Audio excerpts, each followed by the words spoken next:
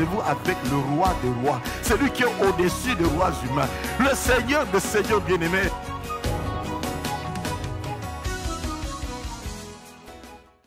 Amen, amen. Apocalypse 3, versets 1 à 6. Écrit à l'ange de l'église de Sardes. Voici ce que dit celui qui a les 7 esprits de Dieu et les 7 étoiles. Je connais tes œuvres. Je sais que tu passes pour être vivant et tu es mort. Sois vigilant. Souligne là où c'est écrit sois vigilant. Et affermis les restes qui est près de mourir, car je n'ai pas trouvé tes œuvres parfaites devant Dieu. Rappelle-toi donc comment tu as reçu, entendu et gardé. Répands-toi. Si tu ne veilles pas, je viendrai comme un voleur et tu ne sauras pas à quelle heure je viendrai sur toi. Cependant, tu as à Sardes quelques hommes qui n'ont pas souillé leurs vêtements. Ils marcheront avec moi en vêtements blancs parce qu'ils en sont dignes. Celui qui vaincra sera revêtu ainsi de vêtements blancs. Et je n'effacerai point son nom du livre de vie. Et je confesserai son nom devant mon Père et devant ses anges. Que celui qui a des oreilles entende ce que l'Esprit dit aux églises. Seigneur, tu bénis encore ta parole et que ton Esprit nous aide à présenter ce que tu nous avais révélé, Seigneur, par rapport à cette église de Sardes. Oh Dieu, historique, c'est vrai ce que nous entendons, mais des réalités qui se passent encore aujourd'hui et que nous verrons encore jusqu'à ce que tu viendras. Aide-nous, Seigneur mon Dieu, à être vigilants. Tu bénis, Seigneur, ta parole au nom de Jésus et nous disons Amen. Nous sommes dans la 5e église là et nous avons comme thème cette fois-ci « Allons de gloire en étant vigilants ». Dis à ton voisin, soyons vigilants. Car le diable rôde, bien-aimé, comme un lion rugissant, cherchant qui il va dévorer. Allons de gloire en étant vigilants. Le nom Sardes vient du grec sardonyx, qui a donné le mot sardoine, pierre précieuse de l'Antiquité. C'est bon de comprendre chaque fois un peu l'historique de tous ces noms que nous trouvons, de ces villes auxquelles Jean était en train de s'adresser de la part du Seigneur. Le nom Sardes vient du grec sardonyx, qui veut dire sardoine, une pierre précieuse de l'Antiquité. Et dans l'Antiquité, la sardoine était utilisée chez les païens comme étant porte-bonheur. Je me rappelle quand on était des enfants, il y a certaines fleurs de couleur un peu vert glacé qu'on prenait sur soi, on disait qu'on l'appelle fleur de chance. Superstition. Comme aujourd'hui, il y a de ceux-là à l'étranger qui mettent le fer à cheval sur leur voiture, soi-disant que ça garantit la protection. Superstition. On le porte également comme amulette pour chasser, soi-disant, les mauvais esprits. Depuis quand est-ce qu'une pierre précieuse peut chasser les mauvais esprits? Vous comprenez que, bien aimé, les manipulations que nous voyons aujourd'hui ne sont que des reproductions des choses qu'on a vues qui se sont déjà passées. Ce qui a été, c'est ce qui est et c'est ce qui sera encore jusqu'au retour de Jésus. Par ailleurs, chez le juif, le pectoral du souverain sacrificateur, cela veut dire que l'habit qu'il portait sur sa poitrine avait 12 pierres qui représentaient les 12 tribus d'Israël, qui montraient son attachement à ces 12 tribus. Ce qui fait qu'il le portait sur son pectoral, sur sa poitrine. Pour montrer l'amour qu'il avait pour ce peuple, il devait porter ce peuple. Et quand il entrait une fois par an dans le lieu très saint, c'était pour présenter du sang des animaux pour ses propres péchés et le péché de tout le peuple bien-aimé de toutes les tribus d'Israël. Et la sardoine était la première pierre qui était rangée juste au premier coin de sa poitrine. Sardes se situe en Turquie actuelle. Je suis très curieux de visiter la Turquie et de visiter toutes ces villes bibliques que l'on retrouve en Turquie, au nord-est de la Méditerranée. C'était une forteresse inatteignable facilement. La position de Sardes bien-aimé, située à 495 mètres d'altitude, sur un plateau, faisait qu'il n'était pas évident d'atteindre Sardes. Il y avait là une adoration licencieuse à une certaine Cybèle qu'on appelait la mère de tous les dieux. L'accessibilité de Sardes était très difficile. Ce qui fait que ces gardiens ne veillaient pas. Ces gardiens dormaient la nuit. C'est comme si tu habites quelque part où il y a tellement beaucoup d'autorités qui ont des gardes et tu te dis, mais enfin, on ne peut pas nous atteindre ici. Et tous les gardes que tu as pris, ils dorment la nuit, ils ne veillent pas. Ils ne surveillent absolument rien. Mais nous verrons que la ville de Sardes fut attaquée à 2 reprises. Et nous allons relever les éléments qui ont fait que Sardes fut attaquée et conquis à 2 reprises. On verra quelles ont été les faiblesses bien-aimées de Sardes, qui n'a pas veillé tellement confiant que tout va bien. Et ceci va nous aider chacun d'entre nous à veiller sur nous-mêmes. Pour ne pas laisser la place au diable dans notre vie. Ces gardiens ne veillaient pas du tout. Mais on rapporte qu'un certain Crésus, inventeur de la monnaie, fabuleusement riche, y habitait. Il habitait là-bas un certain Crésus qui avait inventé la monnaie en Turquie. Là, à Sardes, nous voulons dire, il habitait là-bas en pleine sécurité. Par manque de vigilance et dans la distraction, voilà ce qui est arrivé à Sardes. On rapporte qu'au 6e siècle avant Jésus-Christ, Cyrus y fit déloger Crésus. On rapporte également qu'au 4e siècle avant Jésus-Christ, Alexandre le Grand régna sur Sardes. Au 3e siècle avant Jésus-Christ, Antiochus, roi de Syrie, conquit Sardes. De sorte qu'à l'époque de Jean, la ville de Sardes était pratiquement comme une ville morte. Pour les 2 premiers cas, bien-aimés, au 6e siècle et au 4e siècle, comment est-ce que Cyrus est parvenu à conquérir Sardes? Comment est-ce qu'Alexandre le Grand a pu parvenir? On rapporte que il y avait eu intrusion. D'abord la nuit, parce que les gardes étaient endormis. Deuxièmement, c'était le côté le plus faible non gardé. Là, ils s'en foutaient de ce côté-là et disaient, là, l'ennemi ne viendra jamais. Or, les stratèges, il y en a toujours. Pour discerner que la faille de cet endroit, c'est là. Je connais une parcelle où des bandits étaient entrés une fois. Eh bien, la faille, c'est qu'ils ont pu arriver à grimper par les voisins. 2 familles pratiquement que je connais comme ça, qui avaient été visitées par des voleurs pendant qu'ils avaient des gardes. Ils ont profité du côté où on ne veillait pas tellement. Et ils ont pu entrer, ils ont fait des dégâts et ils sont partis. Même s'ils ont pu le faire tomber certains butins qu'on a récupérés, mais ces gaillards-là, on ne les a jamais récupérés. Frères et sœurs,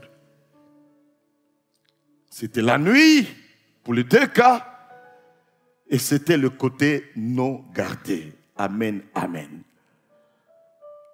Nous allons parler d'abord de la nuit. La nuit, bien-aimée, vient de soi-même. On ne l'invite pas. À un certain moment de la journée, la lueur diminue, l'obscurité vient, la nuit est là. Différemment des pays, il y a des endroits des pays où la nuit peut commencer à 19h selon les saisons. Des fois, l'obscurité peut venir à 16h. J'ai vu ça dans les pays nordiques. Et en plein été, des fois, l'obscurité dans ces mêmes pays-là vient aux environs de 23h. Mais quoi qu'il en soit, il n'y a pas un seul pays, bien-aimé, où on ne connaît jamais l'obscurité de la nuit. Ça s'invite de soi-même, on ne le cherche pas. La nuit, moment favorable pour les voleurs, moment favorable pour les bestioles de circuler, moment favorable pour certaines bêtes féroces pour attraper certains gibiers. La nuit, que veut dire la nuit, bien-aimés? La nuit est comparable à ce sommeil spirituel qui peut saisir quelqu'un. Et c'est lorsqu'on est dans le sommeil spirituel que l'ennemi peut facilement arriver à entrer dans ta vie et à pouvoir t'attaquer. Tu penses que tout va bien. Oh, bien-aimé, spirituellement, tu es endormi. Tu ne veilles pas. Lorsque tu ne passes plus du temps dans la prière, sache que le sommeil spirituel est en train de venir. Et je dis toujours qu'il n'y a pas de champion spirituel, bien-aimé. Il n'y a que des gens prudents, réveillés et éveillés. On n'arrêtera jamais, bien-aimé, de le dire. Il n'y a pas de champion spirituel. Il n'y a personne qui est immunisé contre les épreuves, contre les tentations, contre les attaques du diable. L'ennemi rôde et dès qu'il voit, bien-aimé, une personne qui est distraite, qui a perdu son temps de prière, qui n'apprend plus à jeûner et à prier, comme dit l'apôtre Paul, je traite durement ce corps, je le tiens assujetti, afin de ne pas être moi-même disqualifié après avoir été premier à prêcher aux autres.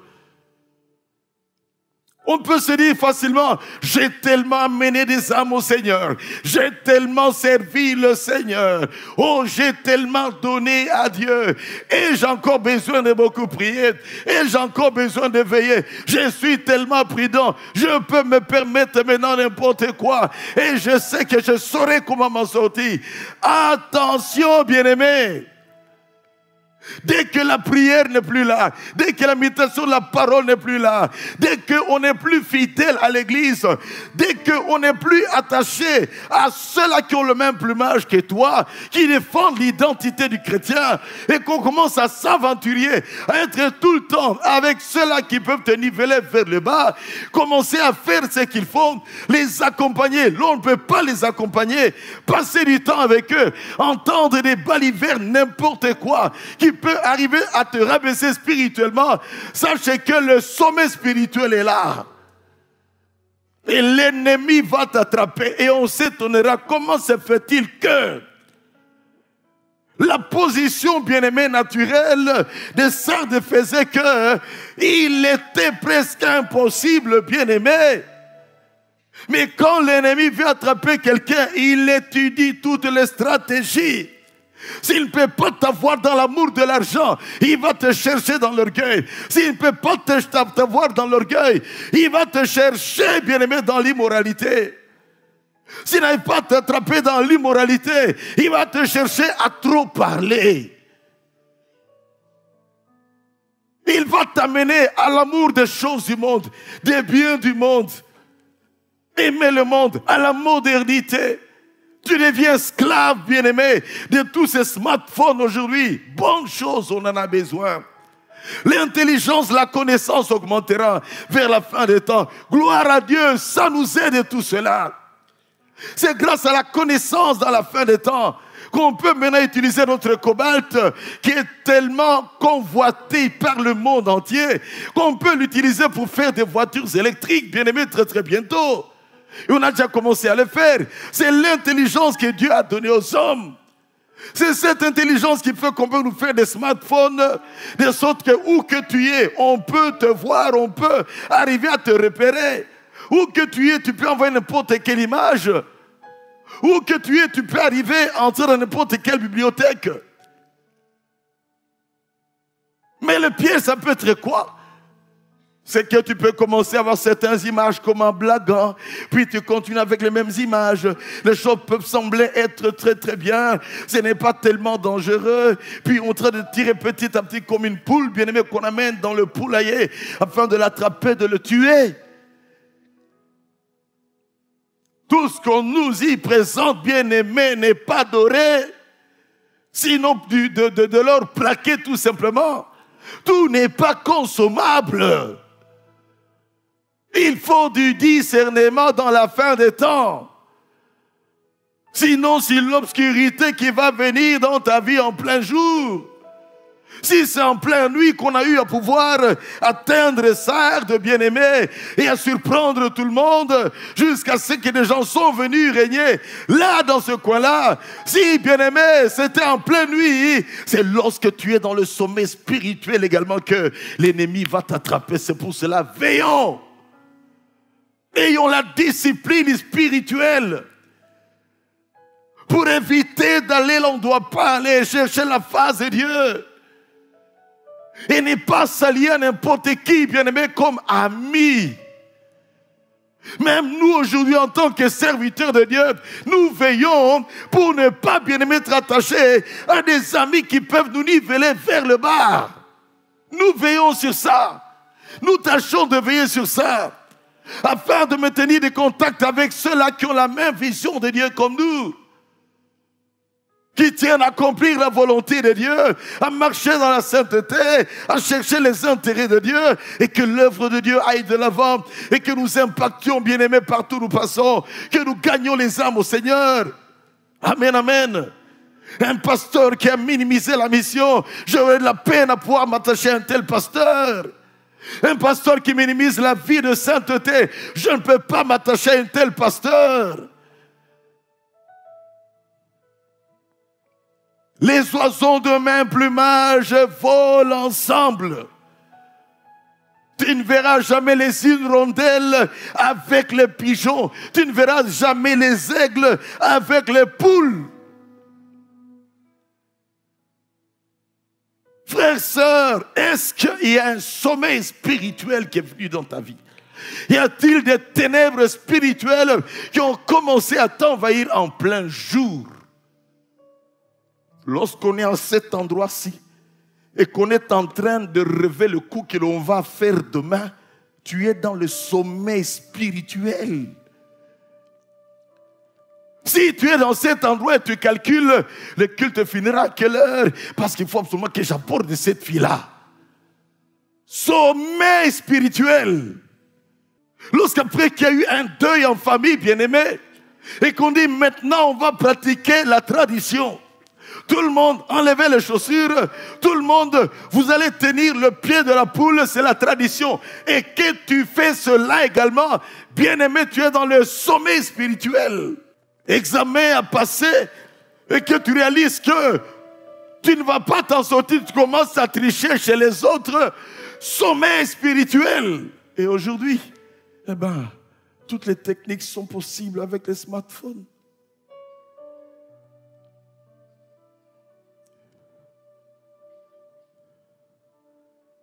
Il suffit que le surveillant soit superficiel, corrompu avec un peu d'argent, le professeur terminé, et vous laisse commencer à jouer à ce jeu-là. Dans le sommeil spirituel, on pratique ces choses. Mais quand on est éveillé spirituellement, on dit ça, je ne ferai pas. Le salaire est insuffisant, on s'est dit, dans ce cas-ci, je fais quoi?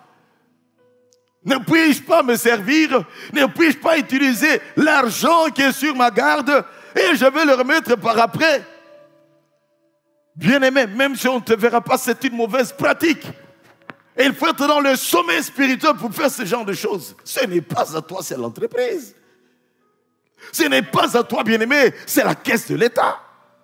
Même si personne ne te voit. Et pire encore, tripoter les documents, comme ça je peux me servir sans trace. Sommeil spirituel. On n'a pas d'enfant. Et on se dit, moi je ne peux pas quitter ce monde comme ça. Comme je n'en reçois pas, je prie, et ça ne marche pas. Alors, je vais aller chez les féticheurs. Sommeil spirituel. Et si tu arrives à avoir un enfant dans ces conditions-là, sache que cet enfant naît avec des esprits mauvais. Et ce n'est pas les démons qui ont donné cet enfant. Tu as forcé la main de Dieu. Dieu a lâché. Mais les démons récupèrent la situation. C'est pour cela que si tu as été chez les sorciers, des féticheurs, pour avoir des enfants, pour avoir le mariage, pour essayer de conquérir le cœur de ton mari, on t'a dit pratique ceci, pratique cela, et alors que tu es un chrétien, on t'a trompé quelque part, bien aimé, tu as marché dans le sommeil spirituel, ce sont des démons que tu as portés dans ta maison. Et cela fera que tout le temps vous demandez la prière, mais vous connaissez le secret de votre blocage. Le diable rôde comme un lion rugissant. 1 Pierre 5,8 cherchant qui il va dévorer. Qui il va conquérir. Sardes est tombé. Vas-tu tomber également à cause du sommeil? Alors que nous avons toutes les possibilités, la puissance du Saint-Esprit qui nous est donnée pour être des témoins, l'opportunité qui nous est donnée d'entrer dans le lieu très saint, être là seul à seul avec Dieu, l'autorité nous est donnée pour marcher sur les serpents, les scorpions, sur toute puissance du diable. Nous pouvons chasser les démons, nous pouvons imposer la main sur les malades, nous pouvons bien aimer prendre autorité sur n'importe quelle puissance de l'ennemi qui veut nous attaquer. Vas-tu sombrer comme ça alors que tout a été mis à notre disposition? Il nous a tout donné.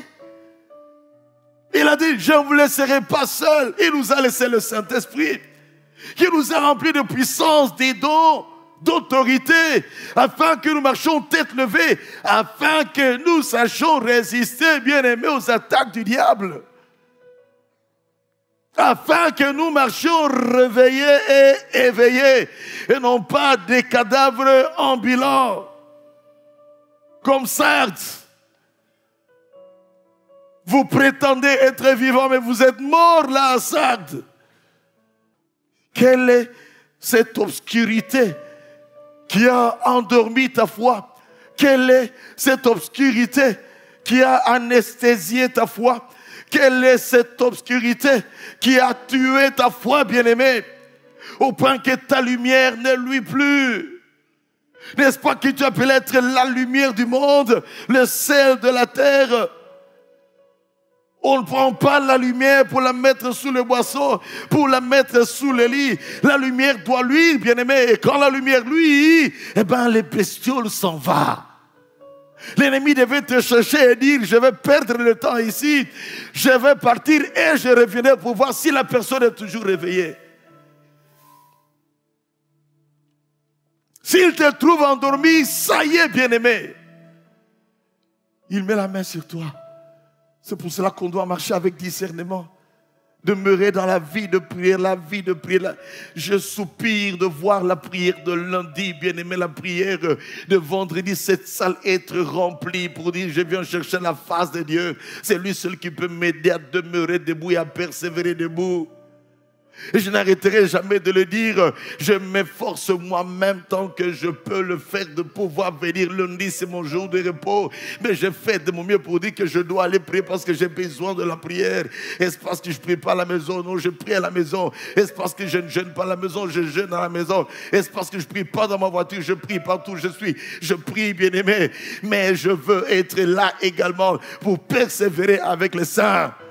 Et croyez-moi, lorsqu'on est ensemble, on va prier. Le jour où tu t'absentes, quelqu'un dira, mais je ne le vois pas. Qu'est-ce qui se passe? Il va te téléphoner. C'est pour cela que nous nous soutenons les uns les autres dans la prière. Comment tu peux te sentir normal d'être là seulement le dimanche? Je ne peux pas comprendre cette affaire. Comment penses-tu qu'avec cela, tu peux être fort spirituellement? Et je suis convaincu que si je prends 10 personnes qui sont là dans toutes les réunions de la semaine, et je prends 10 personnes de ceux qui ne viennent que le dimanche, et qu'on puisse, bien aimer, essayer de scanner leur vie tout simplement, et leur poser des questions par rapport à leur combat, je suis convaincu qu'on verra 7 personnes de ceux qui ne viennent que le dimanche, qui vont raconter les déboires, leurs combats, leurs failles, leurs défaites également.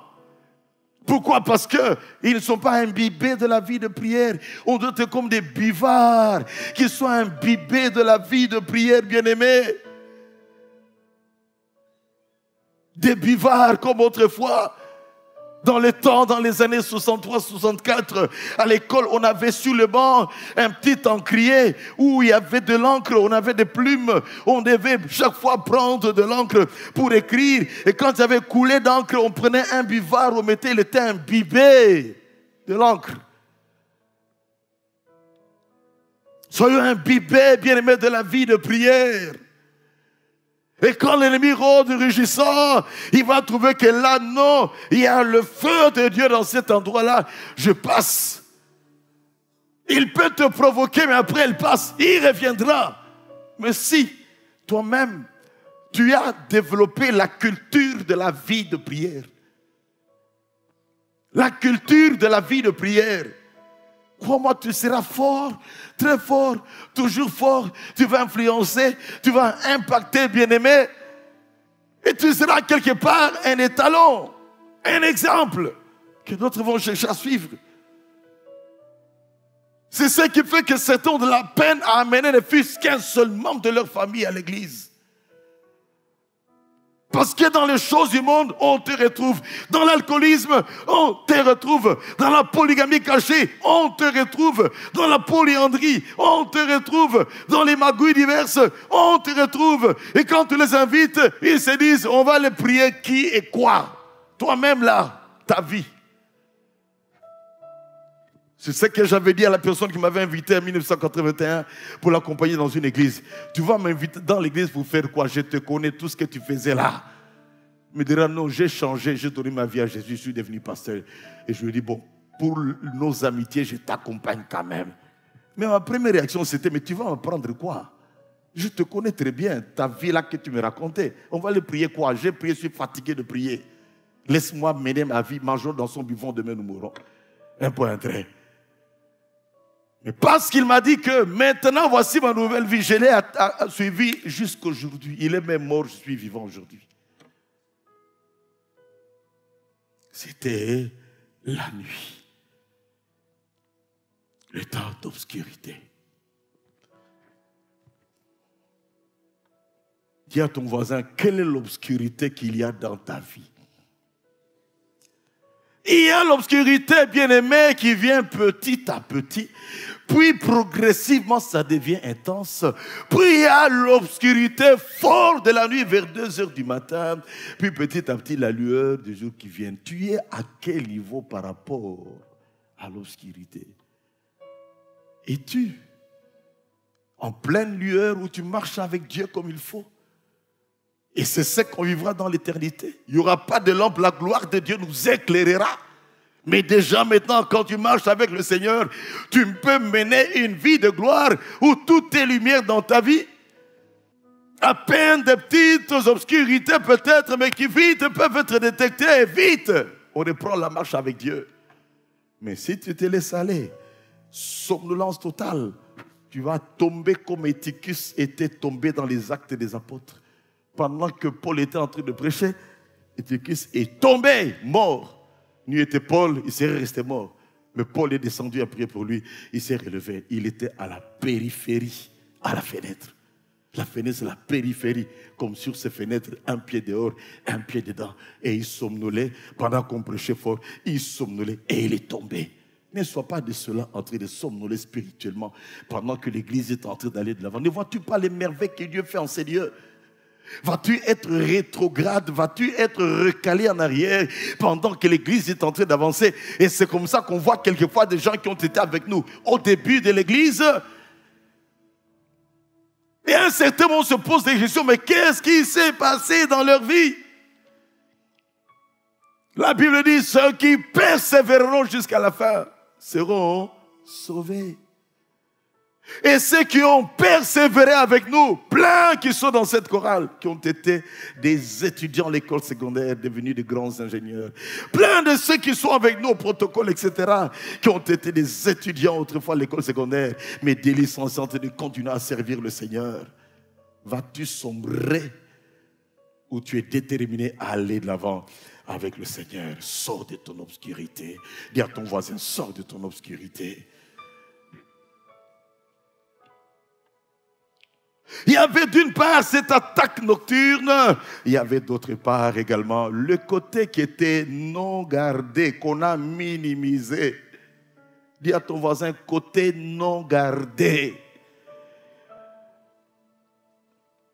On veille quelquefois sur certains éléments, certaines dimensions, certains côtés de notre vie spirituelle. On oublie qu'il y a d'autres côtés également sur lesquels on ne veille pas. On pense qu'on est immunisé. Vous savez, en sport, on veille toujours à détecter le côté faible, le côté où le gardien ne veille pas très très bien. Si on sait qu'il aime mettre dans le coin gauche pour bien plonger chaque fois vers le côté droit ou l'inverse, il aime dans le côté droit pour savoir bien plonger dans le côté gauche. Ou aussi on sait qu'il aime rester toujours au milieu, quelle que soit la position du ballon. Il n'a pas la technique de varier sa position pour casser les angles. Eh bien, des bons footballeurs vont découvrir cette faiblesse et un seul buteur peut arriver à lui coller 3 buts. Pourquoi? Il a détecté le côté faible. Et dans tous les sports, c'est ça. Dès qu'on a discerné de la faiblesse, c'est fini. Le côté non gardé, c'est fini. Oh, on peut être une personne qui n'est pas dans le sexe. Une personne qui n'est pas orgueilleuse, mais côté argent, ouf, côté non gardé. Occasion seulement, donne-lui de l'argent pour qu'il te garde. Écris bien les numéros de chaque billet. Tu donnes et puis tu récupères après 1 mois. Vérifie les numéros. Quand on n'a pas veillé, on verra qu'il a utilisé puis il a remis. D'autres vont utiliser puis vont s'excuser. Et dire je remettrai. Puis ça prend 1 mois, 2 mois, 3 mois, 4 mois, 5 mois, 6 mois, 7 mois. On t'a dit, on te donne pour garder. Et je vous en supplie, ne donnez jamais de l'argent à quelqu'un pour garder pour toi. Mets à la banque toi-même. Ou aie toi-même un bon coffre-fort à la maison. Sinon tu lui cherches des problèmes. Parce qu'il y a des gens, quand il est tenté, c'est fini. Il doit tomber dans ces tentations.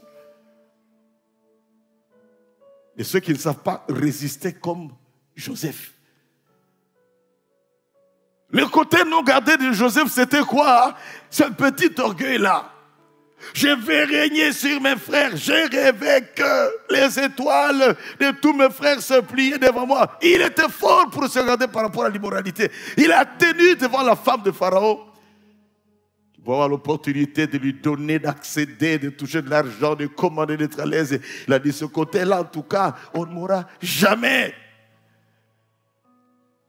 Sa faiblesse, c'était quoi? L'orgueil. Faisons attention, côté non gardé pour Joseph. Quel est le côté non gardé dans ta vie? Quelles sont les faiblesses dans ta vie? Quels sont les domaines où tu perds le contrôle rapidement?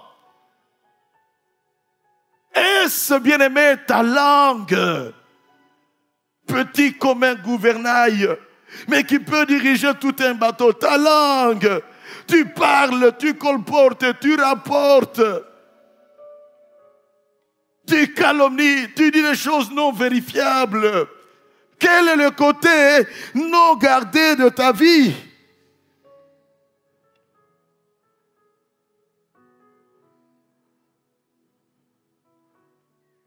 Quel est le côté négligé de ta vie? Vous savez, dans la marche avec Dieu, il est impératif de se connaître soi-même très bien. Tu dois connaître tes points forts, tes points faibles pour lesquels tu pries tout le temps. Pour dire, Seigneur, délivre-moi de ça. Garde-moi de cette affaire. Garde-moi, garde-moi. Tu sais, Seigneur, mon Dieu, oh, c'est devenu comme une écharpe dans ma vie. Mais Seigneur, s'il te plaît, s'il te plaît, s'il te plaît, s'il te plaît. C'est pour cela que l'apôtre Paul avait une écharpe dans sa chair. Et 3 fois, il a demandé à Dieu de l'en délivrer. Et Dieu lui a dit, ma grâce te suffit, car ma puissance s'accomplit dans ta faiblesse. Toi, est-ce que tu arrives à demander à Dieu? Il y a un domaine où tu sais que c'est le côté faible et tu demandes tout le temps la prière à Dieu, ou tu te laisses faire, tu dis, ah, ce domaine-là, moi je n'arrive pas à m'en sortir. Sincèrement, je ne sais pas pourquoi. Si je n'ai pas porté un nouveau sac, sincèrement, dans le mois, moi avec mon mari, c'est un problème. Côté faible. Il faut un nouveau sac chaque mois. Il faut que chaque fois qu'il y a de nouveaux super wax, absolument. On veut être à la mode, on devient esclave de la mode, côté faible de ta vie. Et ça, c'est l'attitude, bien aimé, la mentalité des pauvres. Et tu seras pauvre toute ta vie parce que dès que tu as l'argent, il faut absolument la nouvelle marque de voiture. Il faut absolument que je puisse découvrir ce nouvel avion qui est sorti. J'ai entendu parler du 747 en 1973, bien aimé. Je suis entré dans le 747, je pense juste l'année passée, la première fois. Ce n'est pas un cheval de bataille pour moi, même quand je travaillais en aviation, de chercher à trouver là où il y a un avion et que je demande absolument que c'est cet avion pour que je sois là-dedans. Non! Quel est le côté faible de ta vie? Sois vigilant. Amen, amen. Quelle est la faiblesse de ta vie? Par le côté non protégé, Sardes est tombé. Tu peux être très fort dans beaucoup de domaines, mais ce côté non protégé-là peut même arriver à t'amener jusqu'en prison. On t'a donné, veille sur ça, c'est pour moi. Et tu as utilisé, et tu n'as pas prévenu. Et ton ami te dit, je suis désolé mon ami, prison. Quelle honte. Savez-vous qu'il y a des gens qui ont connu la prison dans cette église et qui ne m'ont pas prévenu qu'ils ont été en prison. Et ils sont sortis de la prison, ils pensent que je n'ai pas su. J'ai su, Nafani Père à calme. Prison.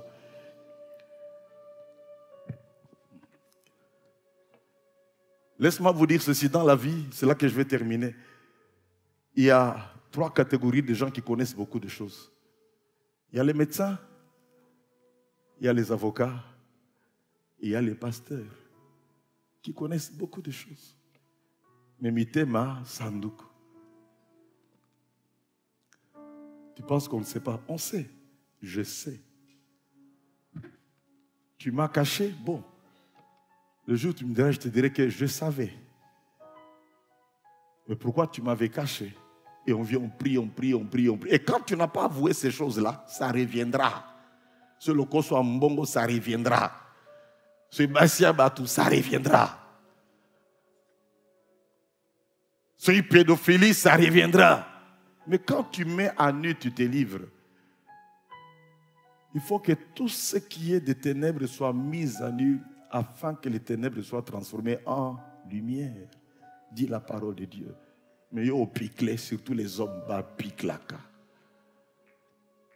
Des fois, moi encore la facilité de dire, pasteur, allez, les arobine makamna. On a monté ma sandoku, paf, a bloqué. Tout ça, mais les hommes, non, pasteur, on t'a raconté des aventures. C'est faux ce qu'on t'a dit. Ou t'es à la vrai. Quelle est l'obscurité qui t'a visité? Que celui qui est debout, 1 Corinthiens 10, verset 12 dit, prenne garde afin de ne pas tomber. Prenez, Ephésiens 6, 13, prenez les armes, toutes les armes de Dieu, afin de résister dans les mauvais jours et de tenir ferme après avoir tout surmonté. Résister dans les mauvais jours et tenir ferme après avoir tout surmonté. Sardes est tombé à cause, bien-aimé, de l'intrusion qui se fait la nuit dans l'obscurité et du côté non gardé. Veille sur toi-même. Amen, amen. Nous allons prier, nous courbons nos têtes dans la prière. Alléluia. Merci Seigneur. Merci Seigneur. Merci Seigneur. Merci Seigneur. Alléluia. Un appel direct maintenant, bien-aimé. Je ne sais pas là où tu en es personnellement dans ta marche avec Dieu. Je ne sais pas comment tu es en train de marcher avec Dieu pour le moment. Allons de gloire en étant vigilants. Y a-t-il une obscurité qui est entrée dans ta vie? Je veux que nous mettions tous ensemble et debout. Tu vas mettre la main sur ton cœur et commencer à chasser les ténèbres qui ont commencé à envahir ta vie.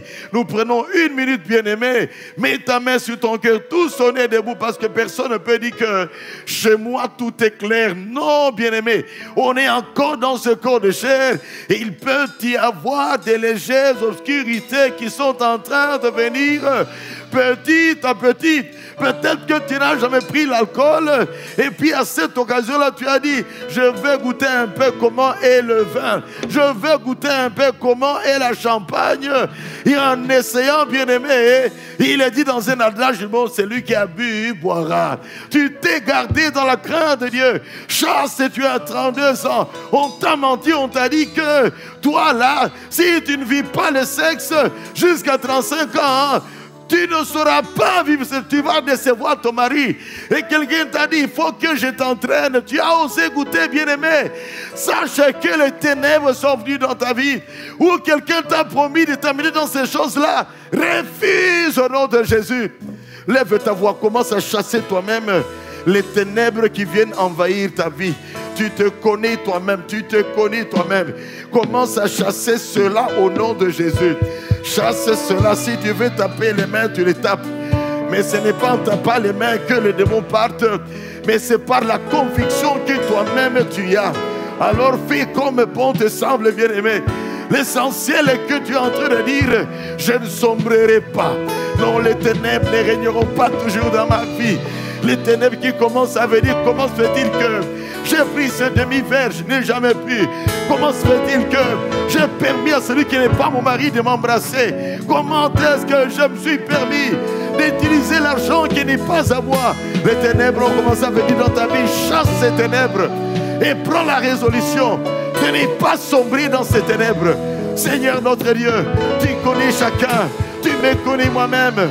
Je ne voudrais pas, Seigneur mon Dieu, qu'un brin de ténèbres puisse aussi, Seigneur, s'amplifier dans ma vie. Révèle-moi, Seigneur, par quelle voie ça ose venir dans ma vie. Révèle-le-moi, Seigneur mon Dieu, afin que je prenne position. Aide-moi à demeurer dans la lumière, Seigneur mon Dieu. Aide chacun d'entre nous à demeurer dans la lumière. Et ceux, oh Dieu, qui ont été pris dans le piège comme Sardes, le piège de l'obscurité, qui est venu, mon Dieu, de manière très très subtile. Seigneur, Seigneur, Seigneur, personne n'invite l'obscurité, mais l'obscurité arrive de soi-même. Et regarde comment l'obscurité est venue visiter les uns, visiter les autres, commencer à dire ce qu'ils ne disaient pas, commencer à danser ce qu'ils ne dansaient pas, commencer à se comporter comme ils ne se comportaient pas.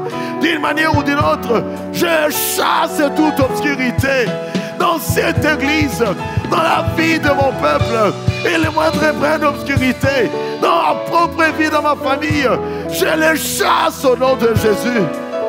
Seigneur, le côté non gardé, nous allons prier pour ça également, juste pendant 1 minute.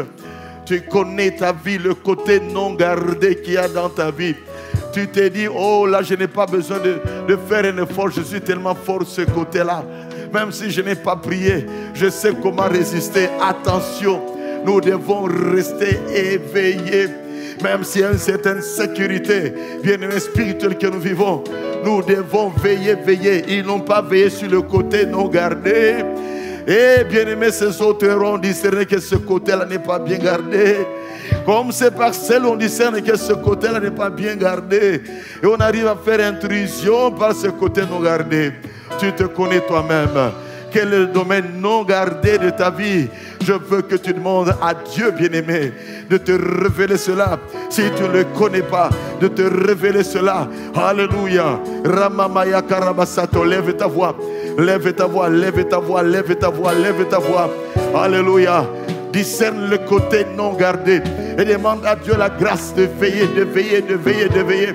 S'il faut que tu puisses jeûner, bien-aimé, afin que le Seigneur te révèle le côté non gardé de ta vie, tu peux le faire. Alléluia, Seigneur, Seigneur, Seigneur, Seigneur. Tu connais chacun et chacun se connaît. Chacun connaît ses points forts, chacun connaît ses points faibles. Des fois, nous veillons, Seigneur, mon Dieu, sur les côtés faibles et nous oublions les petits côtés, Seigneur, mon Dieu, où ce n'est pas du tout gardé. Seigneur Jésus, donne à chacun de discerner ce côté-là. Donne à chacun de détecter ce côté-là, afin de veiller, Seigneur, sur toute la vie. de veiller, Seigneur mon Dieu.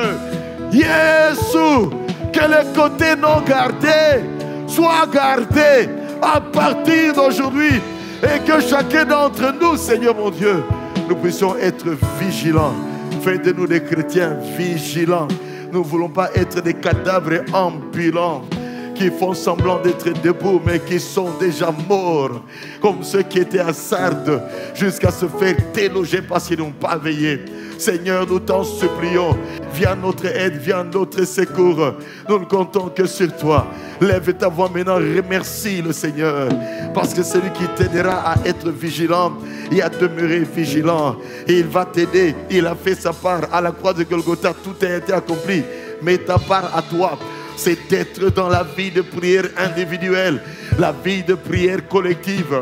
C'est quand on est ensemble dans la vie de prière collective que des fois un message peut sortir. Dieu m'a dit fais attention à ça, ça, ça, ça et ça. Mais si tu es dans ton coin, qui va même pouvoir vraiment, bien aimer, te visiter et te dire de faire attention par rapport à ceci ou à cela? Parce que Dieu peut révéler à quelqu'un d'autre, bien aimé, le côté faible de ta vie, où tu as toujours minimisé, ignoré, où tu as toujours négligé. Quel est le côté faible de ta vie? Remercie le Seigneur, parce qu'il va t'aider à être vigilant. J'en ai besoin moi-même, Seigneur. Les temps sont mauvais. Tu m'as placé à la tête de cette église comme étant le berger, Seigneur, mon Dieu. Père très saint, aide-moi à être vigilant. Aide-moi à être vigilant. Que l'obscurité ne vienne pas dans ma vie, Seigneur. Et que tu m'aides à veiller, Seigneur, qu'il n'y ait pas de côté non protégé. Qu'on ne puisse pas, Seigneur, connaître des intrusions dans nos vies du côté le plus faible, Seigneur. Nous voulons, Seigneur, sécuriser toute notre vie. Esprit, âme et corps. Aide-nous, aide-moi, Seigneur. Et merci parce que tu es celui qui va m'aider, qui va nous aider. Merci, notre Dieu. Nous te remercions de tout cœur. Merci de tout cœur, Seigneur. Tu nous aides à être vigilants et nous le serons davantage par ta grâce, et nous ne sombrerons pas comme Sardes a fini par sombrer et te pris à 2 reprises à cause du côté faible et à cause également de l'obscurité de la nuit. Nous t'acclamons, Seigneur notre Dieu. Merci, Seigneur.